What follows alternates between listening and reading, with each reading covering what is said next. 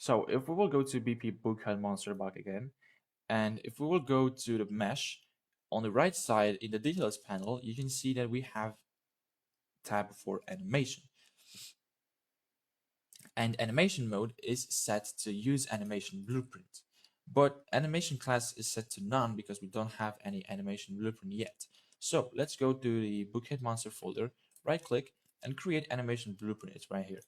And we need to select the skeleton right now. So let's select the Bookhead Monster skeleton, and let's create this animation blueprint. And let's call it ABP for animation blueprint underscore Bookhead Monster.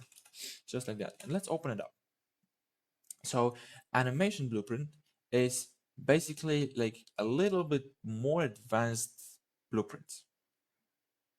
It's very similar to a regular blueprint class. But before we actually do anything here, we need to go back to Bookhead Monster Blueprint. And now in a mesh, we can just select our animation class, which will be ABP Bookhead Monster. So now anything we set up here will be displayed on this mesh in BP Bookhead Monster.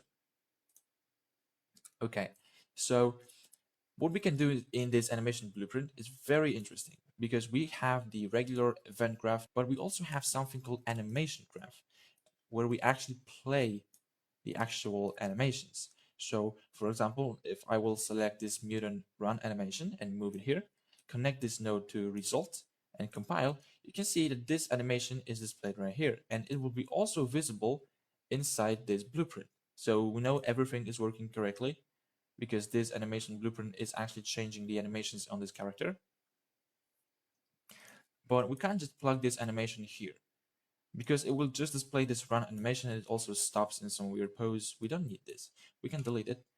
Let's compile, and here on event graph we will just do some calculations, and based on that calculations we will switch between different animations. So when our character is standing in place, we will play idle animation, but when he's walking, we will play walking animation, and then if he sees the player, he will start running towards the player and we will switch to running animation.